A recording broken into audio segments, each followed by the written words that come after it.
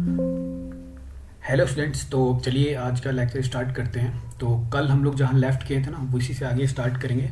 तो मैं अगेन बता देना चाहता हूँ, नीट 2026 को टारगेट लेकर फुल फ्लेज में हम लोग लेक्चर्स डिलीवर कर रहा हूँ मैं। ठीक है, रेगुलर आपको लेक्चर्स मिलेंगे। आपको डिटेलिंग दे दूंगा मैं धीरे धीरे। इस चैप्टर का डिटेलिंग आज के लेक्चर्स में आपको दे दूंगा कि कौन कौन से दिन कौन कौन से टॉपिक हम लोग डिस्कस करने वाले हैं। और जो न्यूमेरिकल्स पार्ट हैं पी वाई क्यूज़ के, तो इसी चैप्टर का इलेक्ट्रोकेमिस्ट्री का ही हम लोग डील कर रहे हैं। तो इलेक्ट्रोकेमिस्ट्री के ही हम लोग पी वाई क्यूज़ हम लोग आपको डिस्कस करेंगे। पूरा का पूरा पी वाई क्यूज़ एक ही वीडियो में आपको दे दूंगा मैं, ठीक है ना।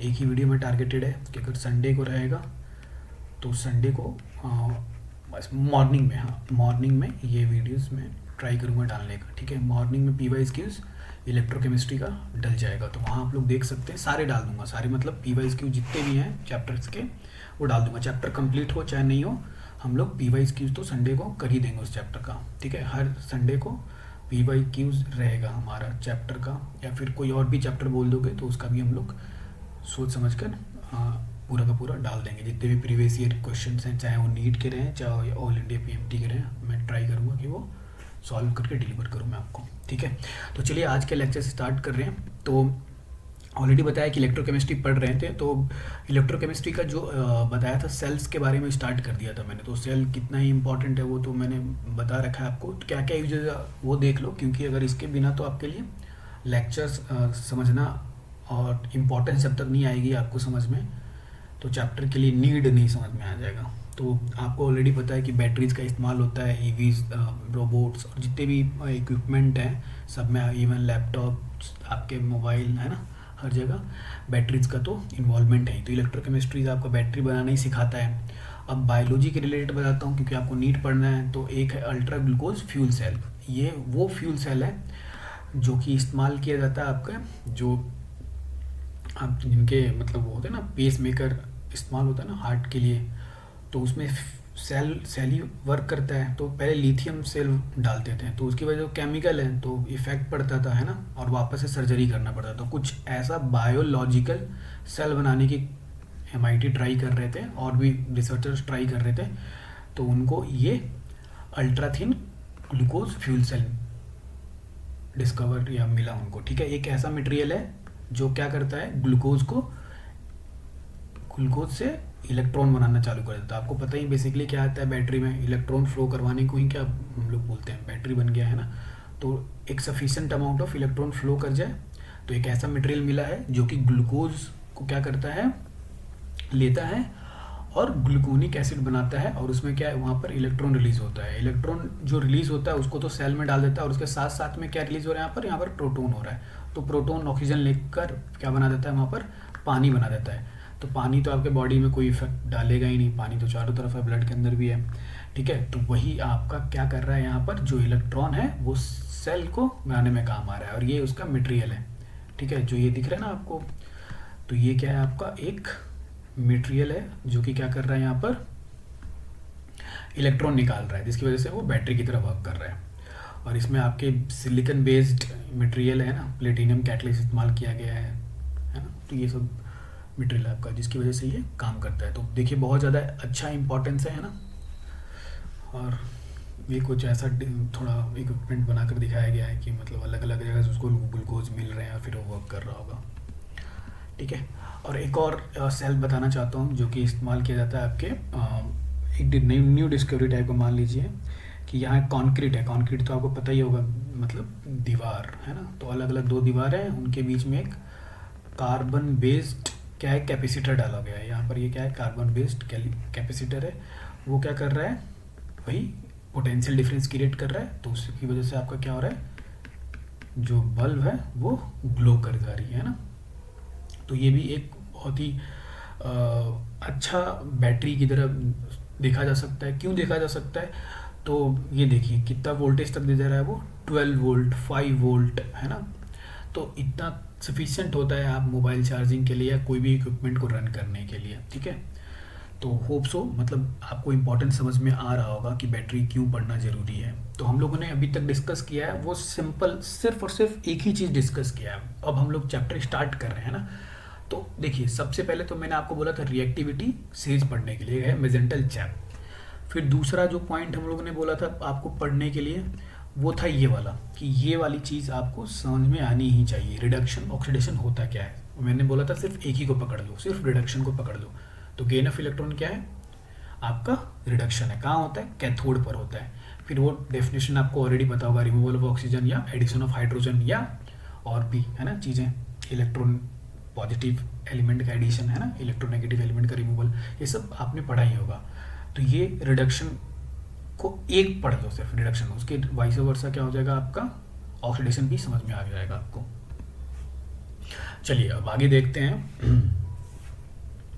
तो फिर उसके बाद मैंने आपको बोला था पढ़ने के लिए थर्ड पॉइंट कि ये सीरीज लक्ष्मीकांत का सोडियम आगे एल्यूमिनियम मुझे जानकर आयरन सन लेड कॉपर होंगे आगे सोना, ऐसे ही आपको लर्न करना था ये, ठीक है, ताकि इसके बेस पे ये वाली सीरीज को हम लोग समझ पाएँ, ठीक है। ये वाले जो सीरीज है ना इसको समझ पाएँ, क्योंकि ये सीरीज बहुत ही इंपॉर्टेंट सीरीज है, ठीक है।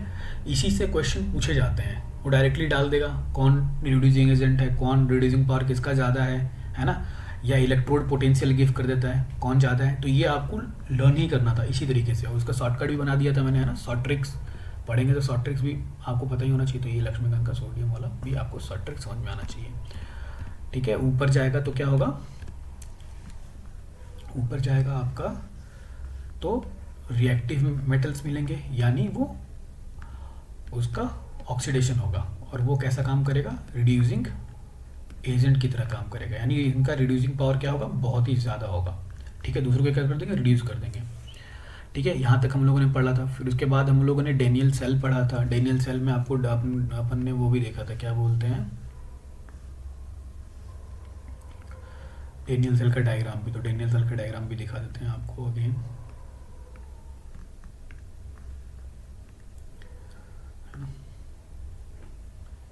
तो ये डेनियल सेल का डायग्राम था आपका, जिसमें जिंक से इलेक्ट्रॉन निकल रही थी, क्योंकि ये जिंक क्या है, रिएक्टिव मेटल है, तो वो एनोड हो जाएगा, ऑक्सीडेशन होगा उसका, तो लॉस ऑफ इलेक्ट्रॉन होगा, तो लॉस कर रहा है। और यहीं पर कॉपर क्या करेगा, गेन करेगा। तो गेन करेगा इलेक्ट्रॉन, तो इसका क्या हो जाएगा, रिडक्शन। रिडक्शन मतलब आपका गेन ऑफ इलेक्ट्रॉन, तो गेन कर रहा है, और गेन करेगा तो धीरे धीरे ये क्या होगा, डिपॉजिट होने लग जाएगी उसके ऊपर मास, है ना। तो कॉपर धीरे धीरे बढ़ता चला जाएगा, जबकि जिंक क्या होगा, कोरूजन होकर छोटा हो जाएगा, और ये कॉपर मोटा हो जाएगा और बढ़ जाएगा, ठीक है। फिर हम लोगों ने ये चीज़ें समझ ली थी, और इनके हम लोगों ने क्या समझा था, इनके हम लोगों ने डायग्राम समझा था कि डायग्राम बनाना कैसा है, तो ऐसा डायग्राम बनाना है अपन को, ठीक है। फिर उनके हाफ सेल रिएक्शंस को हम लोगों ने पढ़ा था। क्या पढ़ा था, हाफ सेल रिएक्शंस को। हाफ सेल रिएक्शन मतलब एनोड पर क्या हो रहा है और कैथोड पर क्या हो रहा है, ठीक है। तो ये तो एनोडिक पार्ट वाला रिएक्शन था, Zn वाला पार्ट का, और ये क्या है आपका कैथोडिक वाला पार्ट का रिएक्शन है। तो ये जिंक का हो जाएगा आपका दिस, और ये हो जाएगा आपका कॉपर रिडक्शन वाला पार्ट का। तो ये एनोड होगा, है ना। ये तो सिंपल सी कॉन्सेप्ट है जो पढ़ रखा अपन ने, ठीक है। अब बात करते हैं हम लोग, जो क्वेश्चन दिया गया था आपको होमवर्क में, तो होमवर्क भी कर लेते हैं। होमवर्क मतलब करने के लिए दिया था कल पिछले लेक्चर में। पिछले लेक्चर में बोला था कि एनसीईआरटी का फर्स्ट और सेकंड क्वेश्चन लगा लीजिएगा, तो होप सो आप लोगों ने क्वेश्चन लगा लिया होगा। नहीं लगाया होगा तो अभी लगा देते हैं। Arrange the following metal in order of with respect to displace each other from their respective salts. देखिए रिएक्टिविटी सीरीज अगेन पूछा जा रहा है आपसे, है ना। तो रिएक्टिविटी सीरीज याद होगी तो आपको आराम से क्वेश्चन कर पाओगे, है ना। तो आपको क्या बताया, लक्ष्मीकांत का सोडियम मांगे एल्यूमिनियम मुझे जानकर आयरन सन लेड कॉपर होंगे आगे सोना, है ना। यही था ना आपका। ये ऐसा साइड में मत समझना, ये जगह नहीं था इसलिए साइड में लिख दिया मैंने। तो ये देखो इसमें आपको ढूंढना है कि कौन ज़्यादा रिएक्टिव है। तो साफ दिख रहा है कि ये मैग्नीशियम आ रहा है, तो मैग्नीशियम देखो यहाँ पर। उसके बाद क्या है, एल्यूमिनियम है, तो मैग्नीशियम सबको डिस्प्लेस कर देगा, एल्यूमिनियम को भी। फिर उसके बाद कौन है, उसके बाद आयरन आ गया, तो आयरन आ गया, ये रहा आयरन मुझे जानकर आयरन, है ना, Fe, है ना। इसको अच्छे से लिख देता हूँ मैं, Fe। तो ये हो जाएगा आपका Fe, है ना। उसके बाद क्या है आपका, तो उसके बाद आ जाएगा आपका सॉरी जिंक एंड कॉपर, तो ये आ जाएगा आपका, सॉरी जिंक ऊपर है ना, मुझे जानकर है ना, तो जेडन पहले आएगा, उसके बाद आएगा आपका आयरन और उसके बाद आएगा आपका क्या, कॉपर। लक्ष्मीकांत का सोडियम, मांगे एल्युमिनियम, मुझे जानकर आयरन सन लेड कॉपर होंगे, आगे सुना। तो वापस से लिख देता हूँ मैं,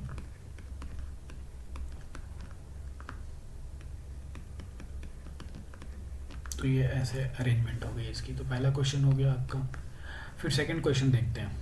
give the standard electrode potential, हाँ गिवन स्टैंडर्ड मतलब आपको गिवन है स्टैंडर्ड इलेक्ट्रोड पोटेंशियल, वही टेबल आपको बोला था कि सब कुछ गिव करेगा वो क्वेश्चन में। ये नहीं आपको देखना है, रटने की कोशिश मत करिएगा उस टेबल को, सिर्फ समझना है उसको, है ना। फिर बोल रहा है increasing order of their reducing power, तो टेबल से हम लोग डायरेक्ट समझते हैं इस क्वेश्चन को। देखिए टेबल में हम आपको क्या बोला था, मैंने यही बोला था ना कि जिसकी सबसे कम वैल्यू होगी, ठीक है, वो क्या करेगा, उसका ऑक्सीडेशन होगा। ऑक्सीडेशन मतलब खुद का ऑक्सीडेशन, और दूसरों को क्या कर देगा वो, रिडक्शन। तो दूसरे को रिडक्शन करेगा, इसका मतलब क्या है, इसका रिड्यूसिंग एजेंट कहलाएगा ये, ठीक है, या इसका रिड्यूसिंग पावर ज़्यादा है, जिसकी नेगेटिव वैल्यू ज़्यादा है उसकी रिड्यूसिंग पावर क्या है, ज़्यादा है। तो फिर उसके अकॉर्डिंग आप इस क्वेश्चन को अरेंज कर लेना, ठीक है। तो आप ढूंढ कर मुझे बता देना, है ना, मैं कॉन्सेप्ट बता दिया आपको। वैसे करने के लिए तो बोलोगे तो ये मैं अरेंज कर देता हूँ। माइनस का 2.37 पहले होगा, फिर आपका हो जाएगा माइनस का 0.74, सॉरी एक माइनस का 2.93 भी है, तो माइनस का 2.93 सबसे ऊपर होगा। तो पोटेशियम पहले होगा, उसके बाद मैग्नीशियम होगा, फिर आपका क्रोमियम होगा। देन आपका इन दोनों में देखो, एक है 80 और एक है 79, तो कम कौन है, Hg, तो Hg उसके बाद होगा, तो ये 0.79। फिर उसके बाद क्या आएगा, माइनस सॉरी प्लस का, ये भी प्लस का है, तो 0.80। तो ये हो गए टोटल क्या आपके। सेकेंड क्वेश्चन है ना, स्टैंडर्ड इलेक्ट्रोड पोटेंशियल आपको गिव कर दिया। अब हम लोग ये थर्ड क्वेश्चन को सॉल्व पढ़ लेते हैं, है ना, इसको फिर इसी को आज हम लोग को कॉन्सेप्ट समझना है। बोल रहा है कि ग्लेवनिक सेल गिवन है आपको, है ना, जिसमें आपको ये रिएक्शन गिवन है टेक प्लेस, और फिर पूछ रहा है कि कौन नेगेटिवली चार्ज है, कौन carrier of the current in the cell है, और individual reaction of each electrode. तो आपको पहले इसके लिए समझना क्या होगा, तो इसके लिए आपको रिएक्शंस लिखना आना चाहिए। रिएक्शन लिखना आना चाहिए मीन्स कि कोई भी रिएक्शन को कैसे लिखते हैं, एनोड और कैथोड, यानी हाफ रिएक्शन बोल रहा था ना मैं कि सेपरेट करना है एनोड वाले पार्ट को कैथोड वाले पार्ट को, तो वही हम लोग देखते हैं, ठीक है। तो आज हम लोग लेक्चर्स इसी को हम लोग फोकस करके स्टार्ट करते हैं, ठीक है। तो हम लोग बात कर लिए थे, है ना, इलेक्ट्रोड पोटेंशियल समझ में आ गया था कल के लेक्चर्स में आपको, ठीक है। फिर हाइड्रोजन को स्टैंडर्ड लिया गया था, है ना, उसी के रिस्पेक्ट में सबको चेक कर रहे हैं ना, कौन बने, कौन क्या करेगा, कितना लॉस करेगा गेन, या फिर कौन कितना गेन करेगा। और ये दोनों तरीके से काम करता है ना, एनोड और कैथोड दोनों तरीके से, ठीक है। तो हम लोग हाफ रिएक्शन समझते हैं पहले। तो देखिए हाफ रिएक्शन क्या है, हाफ रिएक्शन क्या है कि कोई भी एक कंप्लीट रिएक्शन आपको गिवन है, जैसे कि यही रिएक्शन आपको गिवन है, Zn plus copper plus 2 gives Zn plus 2 plus copper. तो आपको सेपरेट आउट करना है। सेपरेट आउट मीन्स कोई भी रिएक्शन गिवन है उसका हाफ रिएक्शन लिखना है, यानी कौन ऑक्सीडेशन कर रहा है और कौन रिडक्शन कर रहा है। तो ऑक्सीडेशन कौन करेगा, तो सिंपल सी बात है, जो लॉस कर रहा है। तो पकड़ो कौन लॉस कर रहा है, तो Zn से क्या कन्वर्ट हो रहा है वो Zn प्लस 2। तो लिखो यहाँ पर Zn से Zn प्लस 2, जो भी स्पीसीज दिख रही है उसको सेपरेट आउट कर दो पहले तो, ठीक है। कॉपर प्लस 2 से कॉपर सेपरेट आउट कर दिया। अब आपको यहाँ पर देखना पड़ेगा चार्ज देखना पड़ेगा। तो न्यूट्रल है तो उसका चार्ज क्या होगा, आपका 0 होगा। चार्ज क्या होगा वहाँ पर, 0 होगा। फिर यहाँ प्लस 2 है तो यहाँ प्लस 2 होगा। अब हमको क्या करना पड़ेगा, बैलेंस करना पड़ेगा चार्ज को। चार्ज को कैसे बैलेंस कर सकते हैं, तो इलेक्ट्रॉन के बेसिस पे ही चार्ज बैलेंस कर सकते हो आप, है ना। कोई भी रेडॉक्स रिएक्शन है तो इलेक्ट्रॉन आपको या तो वो लॉस कर रहा होगा या तो गेन कर रहा होगा। तो कैसे समझ में आएगा, तो यहाँ प्लस 2 है, यहाँ 0 है, तो यहाँ पर मैं 2 इलेक्ट्रॉन जोड़ देता हूँ। तो 2 इलेक्ट्रॉन मीन्स माइनस का 2, तो यहाँ पर क्या हो जाएगा 0, इधर भी 0, अब बराबर हो गया। तो यानी इसने क्या किया है, Zn से Zn प्लस 2 में कन्वर्ट हुआ है, और कन्वर्ट कैसे हुआ होगा, तो 2 इलेक्ट्रॉन लॉस किया होगा। तो पढ़ेंगे वापस से इस रिएक्शन को, Zn इस एरो को पढ़ेंगे, गिव्स Zn प्लस 2 इलेक्ट्रॉन। वैसे ही कॉपर होगा तो कॉपर प्लस 2 से कॉपर, यानी यहाँ क्या किया होगा, 2 इलेक्ट्रॉन गेन किया होगा। ये अगेन वही कॉन्सेप्ट है, +2 यहाँ पर, ये 0, तो चार्ज किधर ज़्यादा है, इधर ज़्यादा है, तो इधर इलेक्ट्रॉन जोड़ दिया मैंने, तो ये बैलेंस हो गया, न्यूट्रल।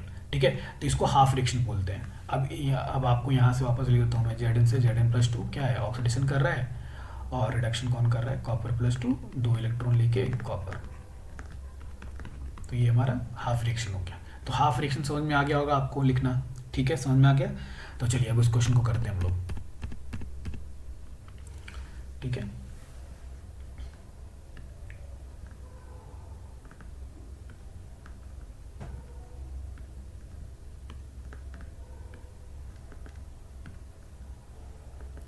देखिए क्या बोल रहा है इस क्वेश्चन में आपको, ये बोल रहा है आपका, ये रिएक्शन गिवन है, उसमें बोल रहा है कि विच इलेक्ट्रोड इज नेगेटिवली चार्ज। तो पहले तो आपको, अगर क्वेश्चन में रिएक्शन गिवन है तो पहले हाफ रिएक्शन तो लिख ही लो, यानी ऑक्सीडेशन और रिडक्शन वाला पार्ट लिख ही लो, अपने आप क्लियर हो जाएगा सब कुछ।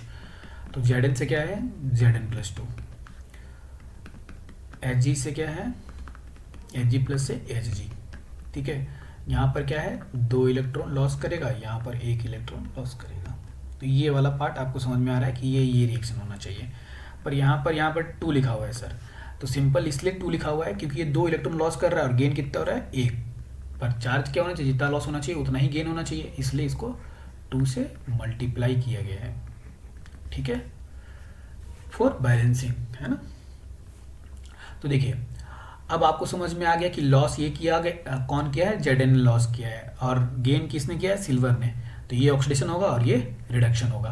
अब मैंने हमेशा बोला है कि ऑक्सीडेशन कहाँ पर होगा, तो एनोड पर होगा, और रिडक्शन कहाँ होगा, कैथोड पर होगा, ठीक है। तो देखिए जब सेल बन रहा होता है, अगर ग्लेवनिक सेल बन रहा होता है, तो वहाँ पर जो एनोड होता है ना बच्चा, यानी ये पॉइंट लिखने की जरूरत है, नोट्स में आप लिख लेना कि एनोड जो होता है सेल के अंदर वो होता है नेगेटिव, ठीक है, सेल के अंदर, और कैथोड क्या हो जाएगा आपका, positive.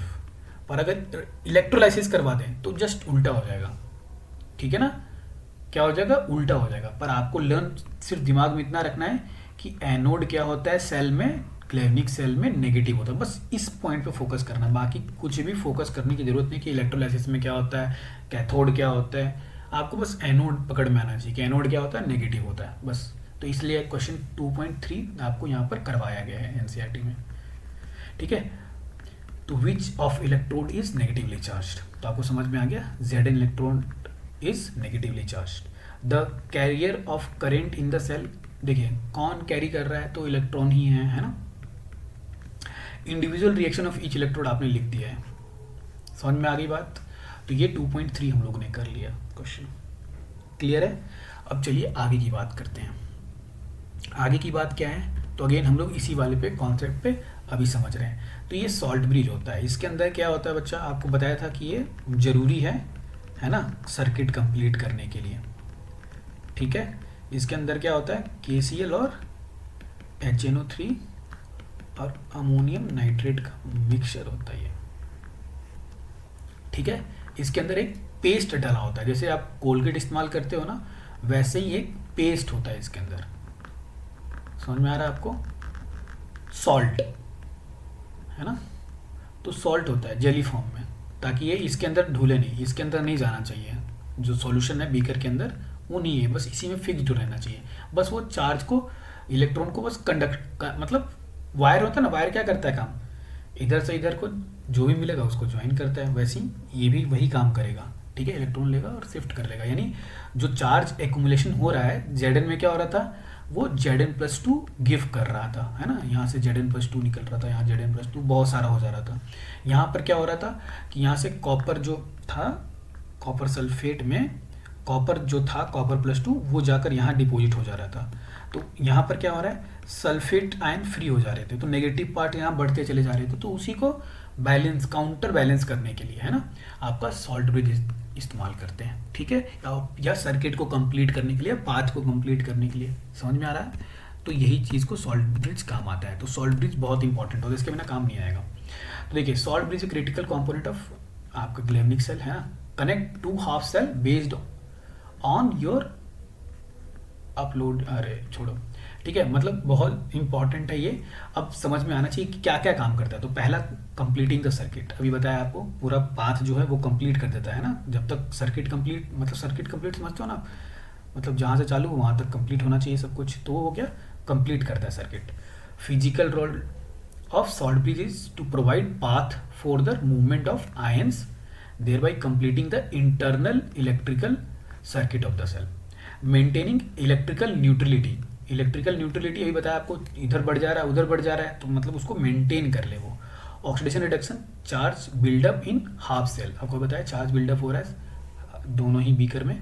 Salt bridge prevent this allowing anion to move towards anode and cation move toward the cathode, maintaining the electrical neutrality of the solution, preventing liquid junction potential, मतलब पोटेंशियल क्रिएट, डिफरेंस क्रिएट हो जाएगा तो उसको भी वो खत्म करेगा, ठीक है। It minimise the potential difference that would be developed if two electrolytic solution were in direct contact, ठीक है। तो इसको भी प्रिवेंट करता है कौन, आपका ये सॉल्ट ब्रिज। तो ये आपको यूज लिखने हैं। अब ये कि किस लिए इस्तेमाल, मतलब इनका सिलेक्शन किस बेस पे हो रहा है, तो selection of electrolyte and chemical inertness, मतलब रिएक्ट नहीं करेगा, ठीक है, उस बेसिस पे इसको सिलेक्ट किया जाएगा। और the ion salt bridge must have the same ionic mobility, मतलब उनकी वेलोसिटी क्या है, सेम रहे with respect to their electrolytes, ठीक है। तो आपको समझ में आ गया ये पूरा का पूरा। इसके अंदर देखिए क्या मसाला है, ये मसाला डालते हैं, यानी ये पेस्ट डालते हैं, और इनके अंदर जेलेटिन होता है। जेलेटिन मतलब वही अगर अगर एल्गी है ना, ताकि वो जेली फॉर्म में हो जाए। पेस्ट जैसे क्लोजअप है ना इस्तेमाल करते हैं, वैसे ही सेम टू सेम बनाने की कोशिश कर रहे हैं। उसके अंदर क्या होता है, सॉल्ट होता है, तो यहाँ भी क्या है आपका सॉल्ट है ये, ठीक है। तो सॉल्ट भी समझ में आ गया आपको, अगर आपको 12th पढ़ रहे हो, एग्ज़ाम आए तो आप लिख सकते हो, ठीक है। तो ये वाला पार्ट हो गया आपका। अब हम लोग सेल पोटेंशियल की बात करते हैं। तो ये जो आपने अभी तो बैटरी बनाना सीख लिया हम लोगों ने मसाला डाल के, पर कितना पोटेंशियल है उसका, है ना। यानी जो अपन ने बताया ना शुरू में, वोल्ट वोल्ट अलग अलग सेल के बारे में भी बात किया था कि ये बैटरी, मोबाइल फ़ोन चार्ज होता रहा 5 वोल्ट में, ये फ़ैन चल रहा है 12 वोल्ट में, है ना। तो अलग अलग इक्विपमेंट अलग अलग क्या करते हैं, वोल्टेज लेते हैं, है ना।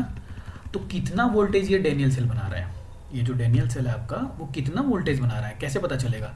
तो आपको पता है कि इलेक्ट्रोड पोटेंशियल हम लोग टेबल से पता कर सकते हैं, है ना। तो अभी आपने देखा था यहाँ पर कौन कौन से इलेक्ट्रोड इस्तेमाल किए गए डैनियल सेल में, एक था जिंक और एक था कॉपर, ठीक है। तो ये रहा कॉपर, कॉपर की वैल्यू 0.34, इसकी वैल्यूज माइनस का ये, पर आपको पता करना है सेल बनने के बाद क्या। तो हम लोग लिखते हैं ईएमएफ को ऐसे करके लिखते हैं ई नॉट सेल, यानी सेल जब बन रहा था तो थ्योरेटिकली जो वैल्यू आएगी कैलकुलेट करेंगे तो वो क्या होगा, ई कैथोड माइनस ई एनोड, ठीक है। ई कैथोड माइनस ई एनोड। तो कैथोड कौन है वहां पर, तो कैथोड था कॉपर, है ना। तो उसको ऐसे भी लिख सकता है वो ई Cu+2 से Cu, है ना, कैथोड था ना कॉपर, और Zn से Zn+2 एनोड, ठीक है। ऐसे भी वो लिखेगा, ठीक है। समझ में आ रहा है आपको, बस वैल्यूज कैलकुलेट करना है। तो टेबल में आप लोग चेक कर सकते हो कॉपर की वैल्यूज, तो देखो अपने बुक के अंदर और यहाँ पर लिख डालो।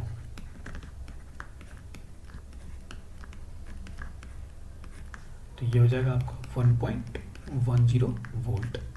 तो ये हो गया आपका आंसर किसका, डैनियल सेल का सिर्फ, है ना।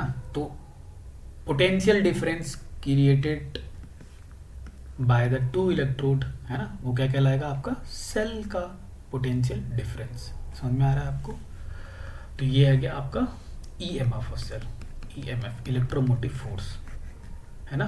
तो जब ये थ्योरेटिकली है, ये यूनिट क्यों लगा रहा हूं मैं, तो स्टैंडर्ड सेल पोटेंशियल, मतलब स्टैंडर्ड, ये नॉट लगा रखा है ना, ये मतलब स्टैंडर्ड, स्टैंडर्ड मतलब वहाँ पर कंसंट्रेशन और टेम्परेचर और प्रेशर सब एक फिक्स ले रखा है, तो उसको बोलते हैं standard reduction, standard cell potential.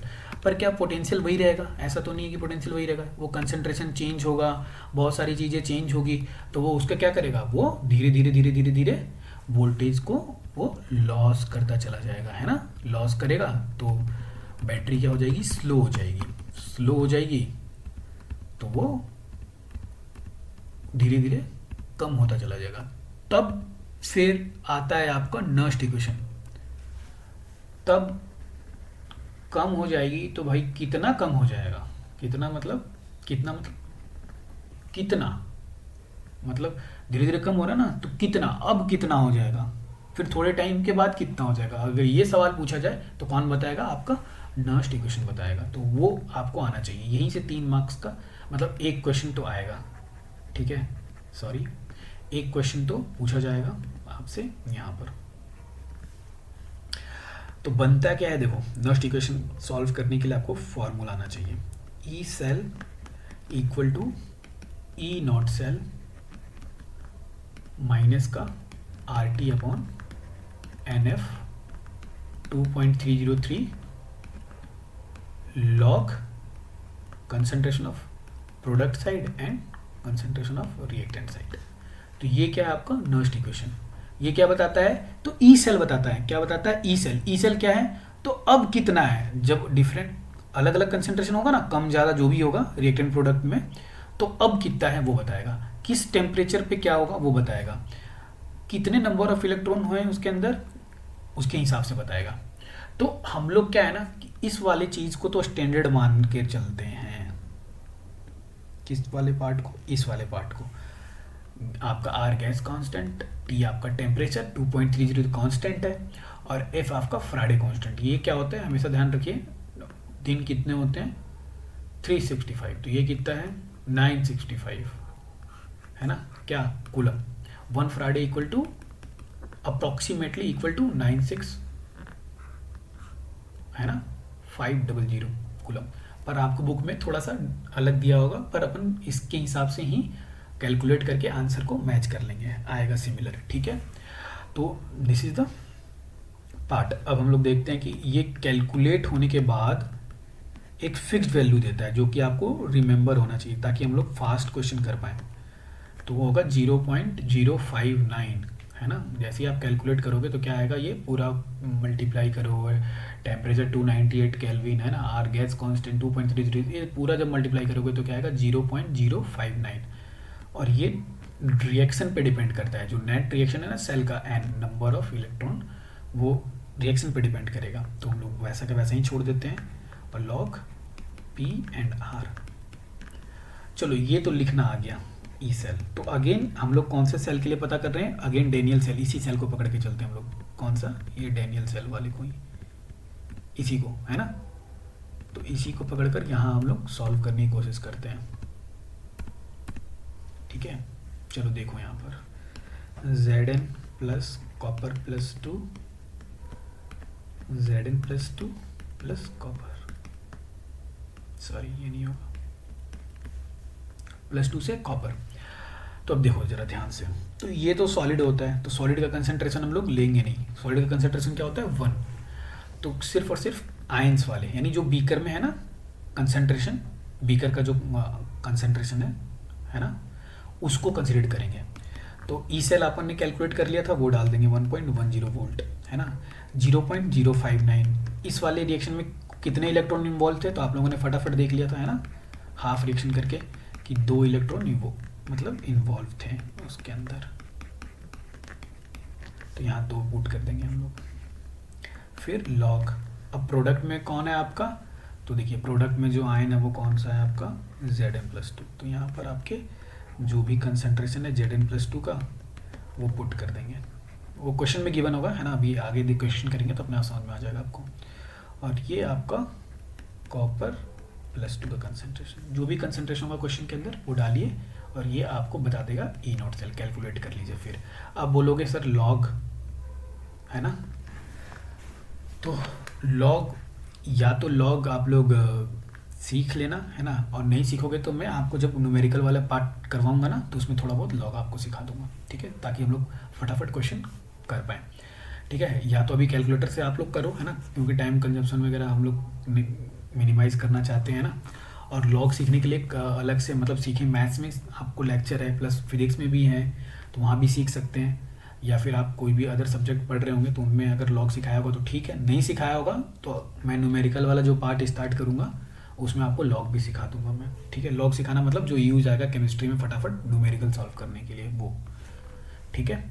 तो ये वैल्यूज़ को कैलकुलेट करेंगे, आपको क्या मिल जाएगा, ई सेल अलग अलग कंसंट्रेशन पे। तो मैं यहाँ पर कंसंट्रेशन डाल देता हूँ, इसका है 0.001 और इसका है आपका 0.01।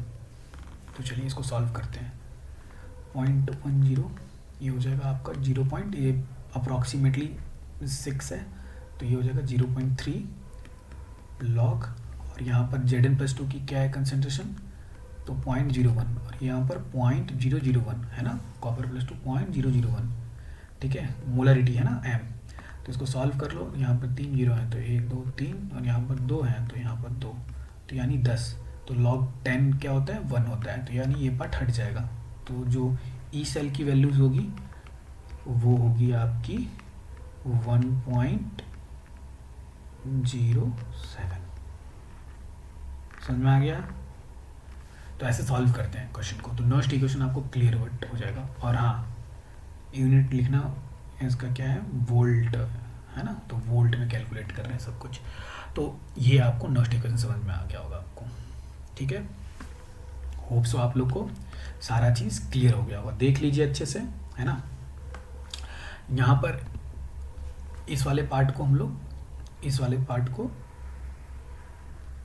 क्यू भी बोलते हैं, है ना, वो यहाँ पर आपका लिखा हुआ है रिएक्शन क्वोशिएंट, ठीक है। तो ये आपका क्लियर हो गया आपका नर्स्ट इक्वेशन स्टैंडर्ड। ये सब आपको ध्यान देने की, इस स्लाइड को आप लोग भूल जाइए, है ना, ये सब हम लोगों ने पिछले कर चुके हैं, ज़्यादा ध्यान देने की जरूरत नहीं। स्लाइड को हम लोग क्या कर रहे हैं, कट डाउन कर रहे हैं, है ना। तो अब हम लोग बात करेंगे क्वेश्चन की, है ना। वो वाला क्वेश्चन कहाँ हो गया आपका, एनसीईआरटी वाला। एक और क्वेश्चन कर लेते हैं ताकि किस चीज़ें और भी अच्छे से क्लियर हो जाए। पीछे साइड में है आपका, ये रहा, ठीक है। तो इसको ये क्या बोल रहा है, calculate standard cell potential of galvanic cell in the following reaction take place, है ना। तो ये वाला एक करवा देता हूँ, है ना, और एक आप खुद से कर लीजिएगा, ठीक है। तो देखिए क्या बोल रहा है ये, कि ये रिएक्शन हो रहा है, ये फुल रिएक्शन है। तो मैं अगेन आपको बताता हूँ, वही पार्ट करूँगा मैं, ऑक्सीडेशन रिडक्शन को अलग अलग कर दूंगा। पहला पार्ट मुझे कुछ नहीं आता, मुझे ये आता है ऑक्सीडेशन यानी हाफ सेल रिएक्शन लिखना आता है। तो हाफ सेल में लिख देता हूँ मैं, तो क्रोमियम का क्रोमियम लिख दूंगा। क्रोमियम किस में कन्वर्ट हो रहा है, क्रोमियम +3 में, ये लिख दिया मैंने। और कैडमियम किस में कन्वर्ट हो रहा है आपका, सॉरी कैडियम +2 आयन कैडमियम में कन्वर्ट हो रहा है आपका। तो ये आपका 3 है, तो यहाँ पर 3 इलेक्ट्रॉन इन्वॉल्व बैलेंसिंग में होंगे ना, +3 इधर होगा, यहाँ +2 होगा तो यहाँ पर 2 इलेक्ट्रॉन होंगे। अब आ रही है बात किसकी, तो चार्ज बैलेंसिंग की, है ना। एक जगह लॉस हो रहा है कितना, तो 3 इलेक्ट्रॉन और एक जगह 2, तो ऐसा नहीं होना चाहिए, जितना वहाँ वहाँ इतना, तो वही क्रिस क्रॉस कर देते हैं ना बैलेंस करने के लिए। तो ये 2 से और ये 3 से, इसका चार्ज इसका, इसका चार्ज इससे, रेसिप्रोकल होता है ना, वो कराकर फिर मल्टीप्लाई कर दे रहे हैं हम लोग। तो कर दिया हम लोगों ने, तो जैसे ही किया तो ये हो जाएगा 6 इलेक्ट्रॉन, ये भी हो जाएगा 6 इलेक्ट्रॉन। तो बैलेंस करो तो आराम से आप बैलेंस कर पाओगे। तो ये हो जाएगा आपका 2Cr+3 KdM+2 gives Cr+3 और 3 KdM। इलेक्ट्रॉन से इलेक्ट्रॉन कैंसिल आउट हो जाएंगे। तो ये ओवरऑल रिएक्शन जो कि आपको ऑलरेडी गिवन है। आप बोलोगे सर फिर ये क्यों रिएक्शन लिखा, ये तो लिखना ही है भाई, ऑक्सीडेशन रिडक्शन तो लिखना ही है, एनोड और कैथोड, इसके बिना तो काम चलेगा ही नहीं, तो ये आपको लिखना ही है। ये लिखेंगे नहीं तो काम नहीं होगा, ठीक है। तो लिख लीजिए। तो होप सो आप लोग समझ में आ रहा होगा।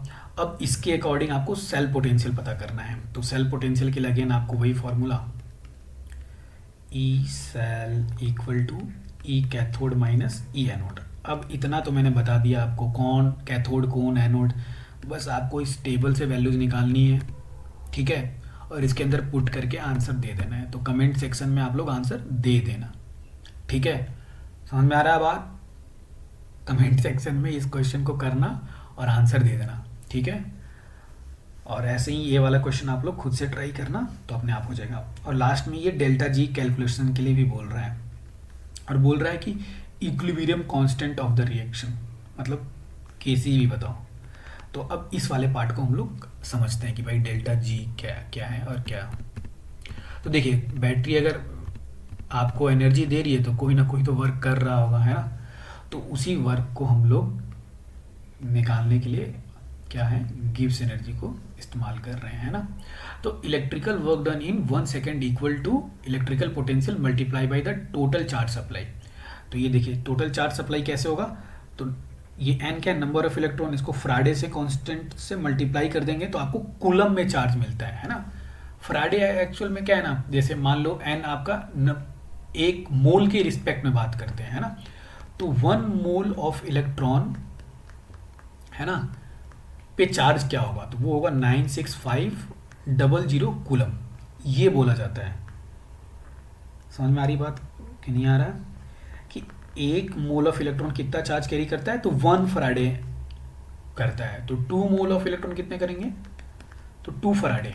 तो फराडे क्या है, तो 1 फराडे इक्वल टू 96500 कूलम। आया कहाँ से, तो एक इलेक्ट्रॉन पे चार्ज पता है आपको 1.6 10⁻⁻19 कूलम होता है ना, है ना, माइनस का। तो इसको मल्टीप्लाई कर दो किससे, मोल से, Na से। तो Na से जैसे ही मल्टीप्लाई करोगे ना तो ये वाला चीज दिखेगा आपको, यानी एक मोल ऑफ इलेक्ट्रॉन, है ना, एक मोल ऑफ इलेक्ट्रॉन कितना चार्ज कैरी करता है, तो 1 फराडे है। तो इसी को लेकर ये पूरा चार्ज हो गया, ठीक है। उसको मल्टीप्लाई कर दिया उसके सेल पोटेंशियल से, तो जैसे ही मल्टीप्लाई करेंगे तो जूल में उसको आंसर मिलता है कि भाई डेल्टा जी यानी इतना वर्क किया उसने। तो reversible work done by the galvanic cell is equal to decreases its Gibbs energy.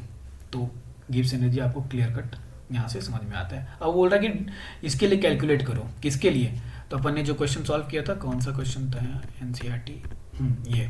तो यहाँ इसके लिए कैलकुलेट कर रखा है, बता देता हूँ। एक वाला बता देता हूँ, दूसरा देख लेना। तो यहाँ पर देखिए नंबर ऑफ इलेक्ट्रॉन कितने हैं, 6 हैं, और ये ई नोट सेल आप निकाल लोगे आप लोग, है ना। तो इसमें डाल दो इस फॉर्मूले में, delta G equal to minus का क्या हो जाएगा 6 इंटू 96500, और यहाँ पर ई सेल जो निकलेगा वो डाल देना। तो ये आपका निकल जाएगा किसके अंदर, जो भी वैल्यू निकलेगा वो जूल में निकलेगा, ठीक है। तो आप उसको आंसर चेक कर लेना, ठीक है। एक और डेल्टा जी का फॉर्मूला होता है विद रिस्पेक्ट टू के, RT ln के, ठीक है। पर आपसे मेनली यही क्वेश्चन पूछा जाएगा ऊपर वाले जो फॉर्मूला इससे, और यूनिट रहेगा इसका जूल। तो होप सो आपको गिब्स एनर्जी भी समझ में आ गई होगी, है ना।